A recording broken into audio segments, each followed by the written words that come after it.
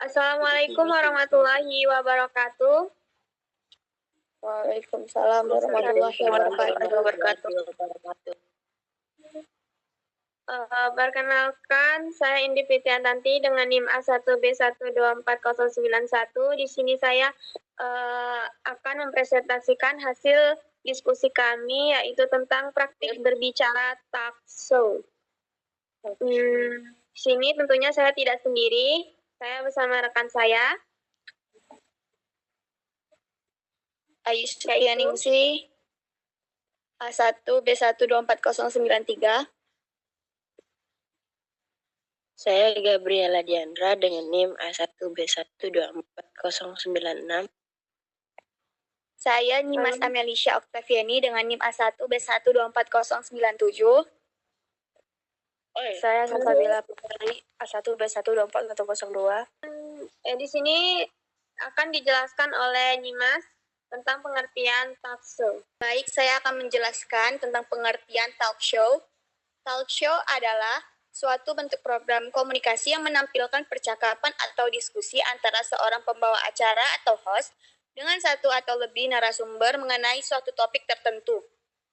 Program ini biasanya bersifat interaktif, di mana pembawa acara berperan sebagai fasilitator yang mengajukan pertanyaan, menggali informasi, serta mengarahkan jalannya pembicaraan agar tetap menarik dan relevan. Selanjutnya akan dijelaskan oleh Gabriela Diandra. Baik, di sini saya akan menjelaskan tentang unsur-unsur talk show. Unsur dalam talk show mencakup berbagai elemen yang berkontribusi pada struktur dan penyampaian acara. Berikut beberapa unsurnya. Yang pertama itu pembawa acara atau host. Pembawa acara adalah individu yang memadu diskusi, mengajukan pertanyaan, dan menjaga alur percakapan. Kualitas pembaca acara sangat mempengaruhi dinamika dan keberhasilan talk show. Mereka harus mampu berkomunikasi dengan baik dan menciptakan suasana yang nyaman bagi tamu dan penonton. Dan yang kedua itu ada tamu undangan. Yaitu tamu undangan biasanya merupakan narasumber yang memiliki keahlian atau pengalaman terkait topik yang dibahas. Mereka memberikan perspektif dan informasi yang relevan, serta dapat meningkatkan kredibilitas acara. Dan yang ketiga itu ada topik diskusi. Setiap talk show memiliki topik tertentu yang menjadi fokus pembicaraan. Topik seringkali berkaitan dengan isu-isu terkini, kontroversi, atau hal-hal yang menarik bagi audiens. Pemilihan topik yang tepat adalah kunci untuk menarik perhatian penonton. Dan yang keempat itu ada audiens. Audiens berperan sebagai penerima pesan dalam talk show. Interaksi dengan audiens, baik secara langsung maupun media sosial, dapat meningkatkan keterlibatan dan membuat acara lebih dinamis. Dan yang kelima itu ada format dan struktur acara. Talk show biasanya memiliki format yang jelas, mulai dari pengenalan topik, diskusi utama, hingga penutupan. Struktur ini membantu menjaga fokus percakapan dan memastikan bahwa semua poin penting dibahas. Dan yang keenam itu ada unsur hiburan. Selain menyampaikan informasi, talk show juga sering mengandung elemen hiburan seperti humor atau segmen interaktif untuk menjaga minat penonton. Selanjutnya akan dijelaskan oleh Salsa. Baik, saya akan menjelaskan tentang teknik berbicara talk show. Berbicara dengan baik dalam sebuah talk show bukan hanya soal berbicara lancar, tapi juga tantangan bagaimana menyampaikan pesan dengan jelas, menarik, dan mudah dipahami oleh audiens. Ada beberapa teknik yang bisa digunakan dalam talk show. Pertama itu persiapan yang matang. Sebelum tampil, dalam talk show lakukan riset mendalam tentang topik yang akan dibahas. Pahami inti pembicaraan, kumpulkan data atau fakta pendukung, dan siapkan beberapa poin utama yang disampaikan. Jika memungkinkan, pelajari juga latar belakang pembawa acara serta audiens yang akan mendengarkan sehingga pembicaraan bisa lebih relevan dan menarik. Yang kedua yaitu bangun chemistry dengan host dan audience. Dalam talk show, penting untuk menciptakan suasana yang nyaman dan tidak kaku.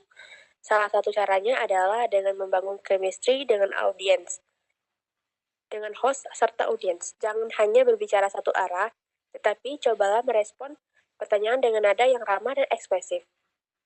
Yang ketiga, gunakan bahasa yang jelas dan mudah dipahami.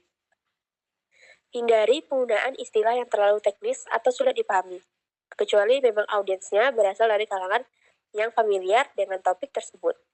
Jika perlu menggunakan istilah khusus, berikan penjelasan singkat agar semua orang bisa mengikuti alur pembicaraan dengan baik. Yang keempat, kontrol intonasi dan volume suara. Intonasi dengan tepat dapat menggunakan pembicaraan yang lebih hidup dan menarik. Jangan berbicara dengan nada datar karena bisa membuat audiens bosan. Gunakan variasi nada suara untuk menekan poin-poin penting dalam menambahkan dinamika dalam percakapan. Yang kelima, berbicara dengan percaya diri tetapi tidak terlalu dominan. Kepercayaan diri adalah kunci utama dalam berbicara di depan umum. Namun, tetap memperhatikan etika berbicara. Jangan terlalu mendominasikan pembicaraan atau memotong lawan bicara.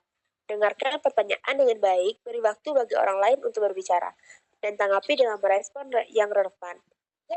Yang keenam, gunakan humor dan cerita yang relatable. Salah satu cara untuk menarik perhatian audiens adalah dengan menyelipkan humor ringan atau membagikan pengalaman pribadi yang relevan dengan topik. Hal ini bisa membantu mencairkan suasana dan membuat penyampaian pesan lebih mengena. Namun, pastikan humor yang digunakan tetap sopan dan tidak menyinggung pihak tertentu. 7. Berlatih dengan simulasi atau rekaman. Agar lebih terbiasa berbicara dalam format talk show, cobalah berlatihan dengan merekam diri sendiri atau berlatih bersama teman. Evaluasi secara berbicara, ekspresi, dan bahasa tubuh, lakukan perbaikan jika diperlukan. Yang kedelapan, fleksibel dan siap menghadapi situasi tak terduga. Dalam talk show, seringkali ada momen tak terduga seperti pertanyaan sulit, perbedaan pendapat, atau bahkan penggunaan teknis atau gangguan teknis. Oleh karena itu penting untuk tetap tenang, fleksibel dalam menghadapi situasi apapun. Jika ada pertanyaan sulit, ambil jeda sejenak sebelum menjawab agar jawaban lebih terstruktur. Yang ke-9, gunakan gestur yang mendukung pembicaraan. Gestur atau gerakan tangan yang alami bisa membantu memperkuat pesan yang disampaikan. Namun, jangan berlebihan karena terlihat tidak profesional atau mengganggu fokus audiens. Gunakan gestur sepenuhnya untuk menambah ekspresi dalam komunikasi. Yang terakhir, yaitu akhiri dengan pesan yang kuat. Penutup yang baik akan meninggalkan pesan mendalam bagi audiens. Pastikan untuk merangkum poin-poin penting yang telah dibahas dan akhiri dengan pesan atau kesimpulan yang kuat. Bisa juga ditambahkan ajakan atau bertindak jika relevan dengan topik pembicaraan. Itu saja yang dapat saya sampaikan. Selanjutnya akan dilanjutkan oleh... Selanjutnya itu penerapan praktik berbicara talk show. Yang pertama itu ada menentukan topik yang relevan dengan materi pembelajaran. Nah, agar talk show berjalan dengan baik, topik yang dibahas harus sesuai dengan materi pelajaran yang sedang dipelajari. Misalnya, dalam pelajaran sejarah, topiknya bisa tentang dampak revolusi industri terhadap kehidupan sosial. Nah, kalau dalam pelajaran sains, bisa membahas manfaat energi terbarukan bagi masa depan. Dengan topik yang relevan, siswa akan lebih mudah memahami konsep sekaligus melatih kemampuan berbicara. Dan yang kedua, itu membagi peran dalam talk show.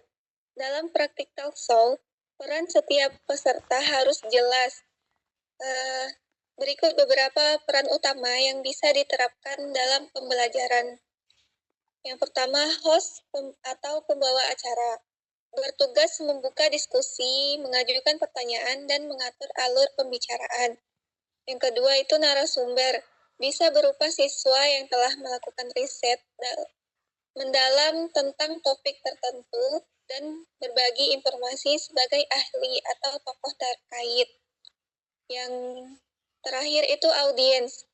Bisa siswa lain yang bertindak sebagai pendengar aktif, bisa mengajukan pertanyaan atau memberikan tanggapan. Dengan pembagian ini, peran ini semua siswa bisa berpartisipasi secara aktif sesuai dengan kemampuannya. Yang ketiga itu mempersiapkan materi dan latihan berbicara.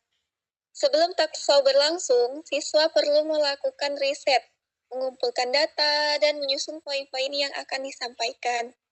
Latihan berbicara juga penting agar mereka bisa menyampaikan pendapat dengan jelas dan percaya diri.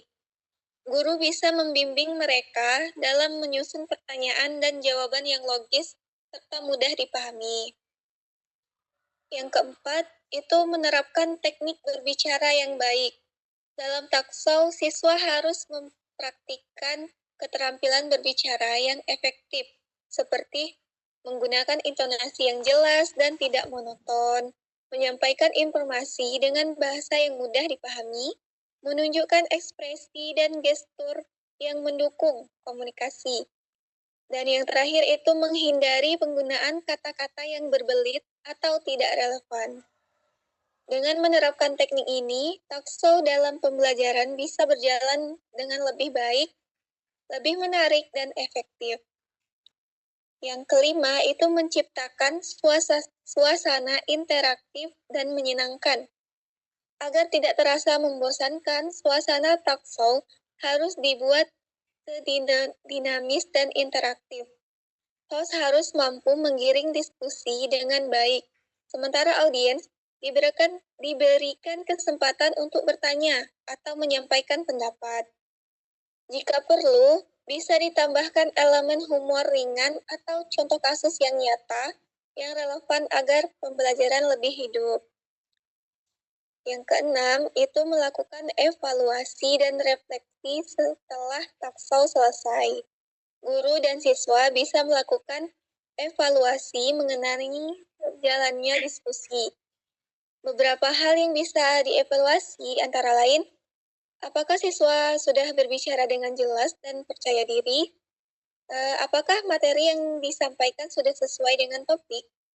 Dan bagaimana keterlibatan audiens dalam diskusi? Dan apa yang bisa diperbaiki untuk talkshow berikutnya? Evaluasi ini penting agar siswa bisa belajar dari pengalaman dan meningkatkan kemampuan berbicara mereka di kesempatan berikutnya. Gitu. Dan yang terakhir, yang ketujuh, itu menerapkan talkshow dalam berbagai mata pelajaran. Praktik berbicara dalam format talkshow bisa diterapkan di berbagai mata pelajaran. Misalnya bahasa Indonesia, membahas karya sastra atau isu sosial dengan pendekatan talkshow. Dalam pelajaran ilmu pengetahuan sosial, itu mendiskusikan isu ekonomi, politik, atau sejarah dengan format talkshow yang menyerupai wawancara ahli. Dalam pelajaran sains, itu bisa menyajikan hasil penelitian siswa dalam bentuk talkshow ilmiah. Yang pendidikan karakter bisa membahas topik seperti kepemimpinan, disiplin, dan etika melalui diskusi interaktif.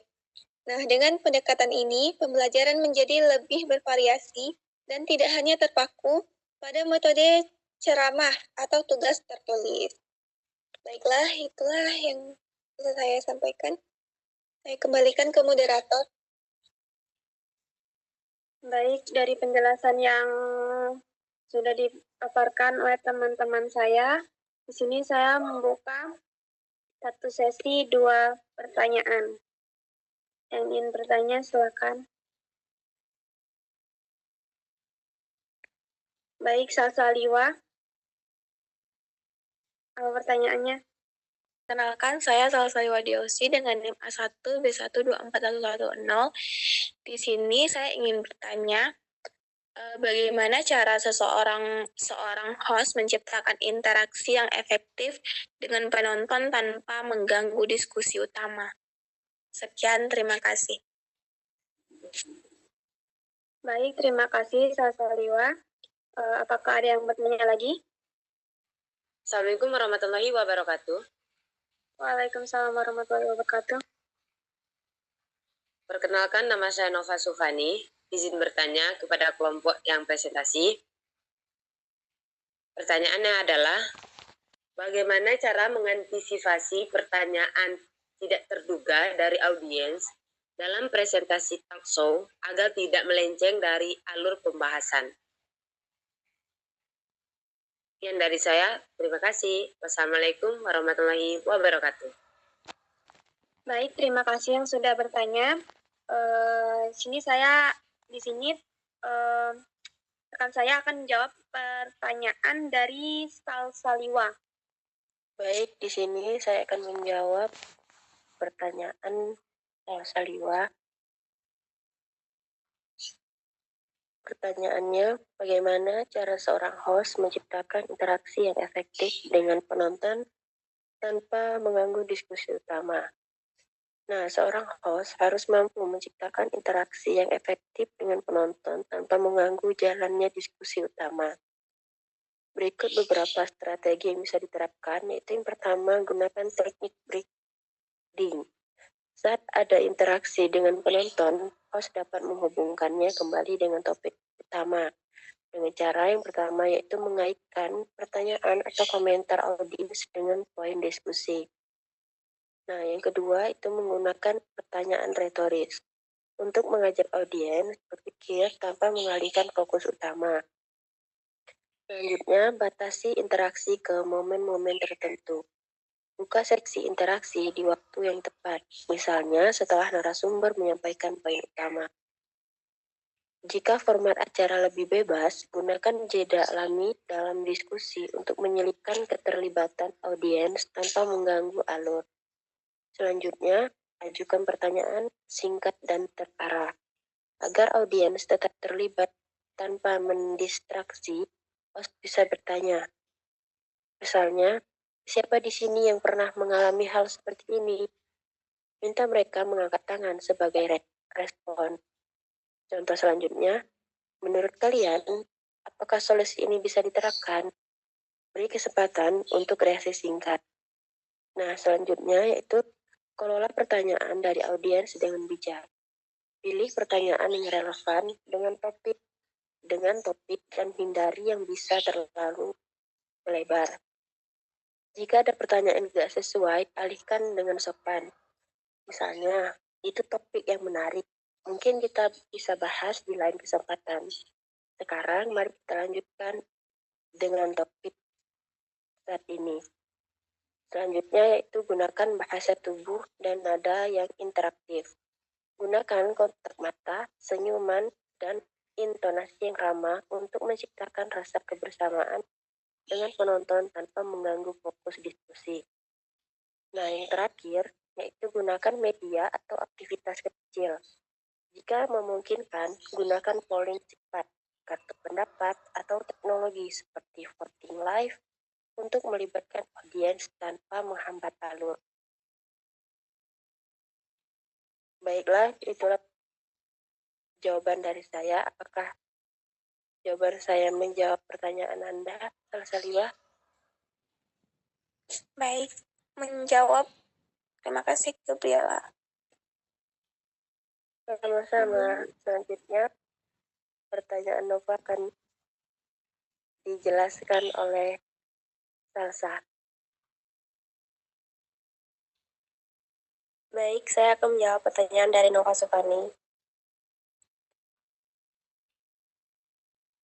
Bagaimana cara mengantisipasi dan merespon pertanyaan kritis atau tidak terduga dari audiens dalam presentasi talk show tanpa mengurangi kredibilitas dan alur pembahasan?